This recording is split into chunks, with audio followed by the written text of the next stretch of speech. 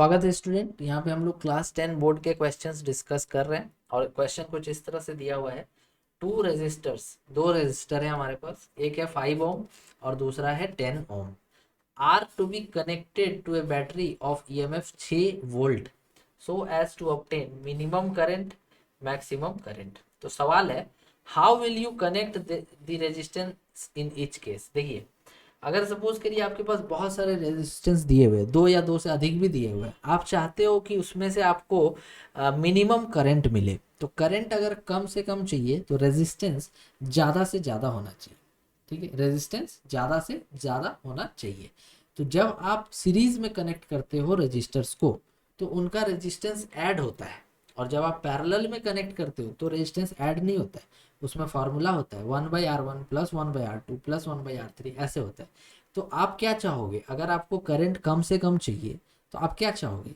आप चाहोगे कि भाई रेजिस्टेंस ज़्यादा से ज़्यादा हो।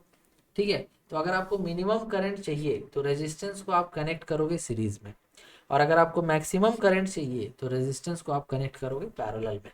तो एक आंसर हो जाएगा for minimum current, for minimum current the resistances are connected in series, the resistances are connected in series, connected in series। Okay, और सेकंड में लिख दोगे for maximum current the resistances are connected in parallel.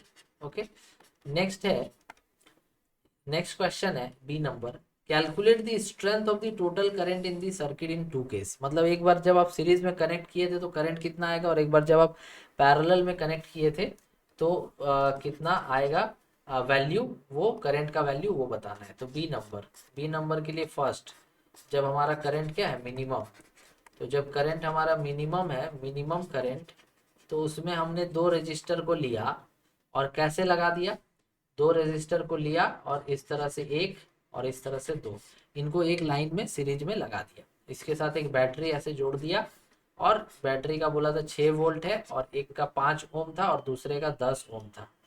तो एक का था 5 ओम, इसका 5 ओम और इसका 10 ओम। इस तरह से सीरीज में दो रजिस्टर को लगा दिया और एक बैटरी लगा दिया। ठीक है, और अगर मान लीजिए कि आपको जो करंट चाहिए, वो करंट अगर आपको मान लीजिए कि मैक्सिमम करंट चाहिए, मैक्सिमम करंट, तो मैक्सिमम करंट के लिए आप क्या करोगे ना, मैक्सिमम करंट के लिए आप जो डायग्राम बनाओगे उसमें जो रेजिस्टेंस होंगे उनको एक लाइन में नहीं बल्कि अलग अलग पैरेलल लाइन में लगाना पड़ेगा।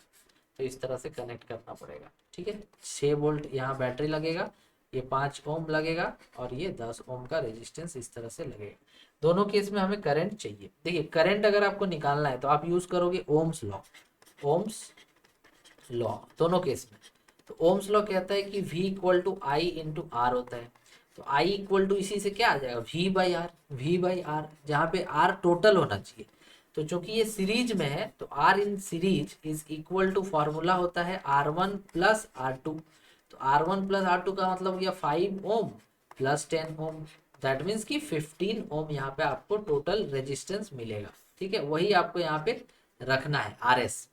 तो I equal to V/RS, I equal to V/RS, V by total resistance. V बोला है 6 और टोटल रेजिस्टेंस बोला 15।